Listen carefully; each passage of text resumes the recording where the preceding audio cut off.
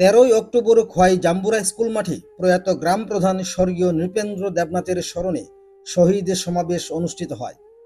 1978 সালের 13ই অক্টোবর সিপিআইএমের ঘাতকদের হাতে নৃশংসভাবে খুন হয়েছিলেন তিনি।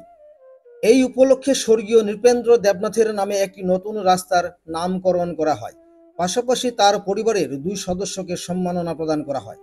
সমাবেশে উপস্থিত ছিলেন বিধানসভার মুখ্য সচেতক কল্যাণী সাহা রায়, বিধায়ক পিনাকি দাস চৌধুরী, জেলা পরিষদের সভাধিপতি অপর্ণা সিংহ রায় দত্ত, বিজেপি জেলা সভাপতি বিনয় দেববর্মা, খোয়াই মণ্ডল সভাপতি অনুকূল দাস, জেলা সাধারণ সম্পাদক সমীর কুমার দাস সহ দলের অন্যান্য নেতৃত্ব ও কার্যকর্তারা।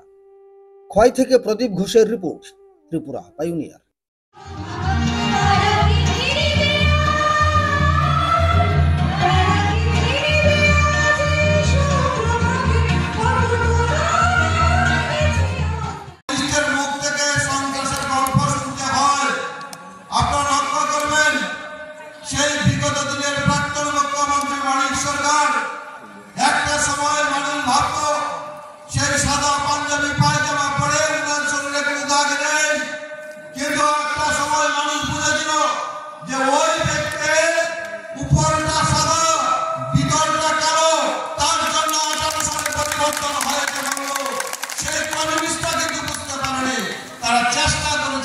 মানিক সরকার দিয়ে দেশ নির্বাচনেও সেখানটায় অবতীর্ণ হবে, কিন্তু মানুষ প্রত্যাখ্যান করেছে।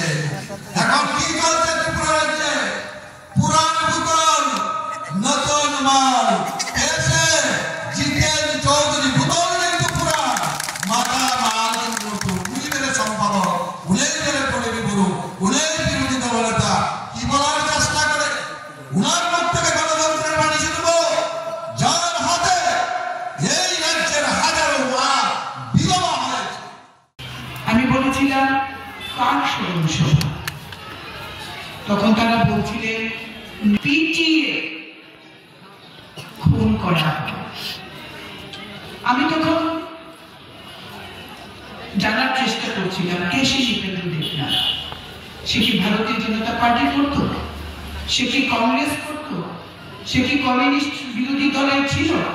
কেন তাকে খুন হতে হয়?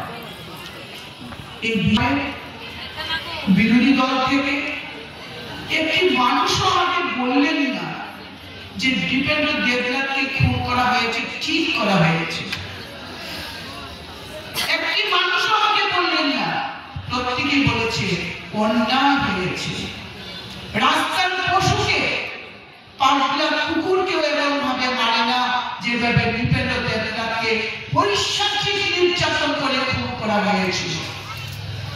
তাই আজকের এই জনসভা সত্যি বেদনার চিত্তে তাকে স্মরণ করছি আমরা।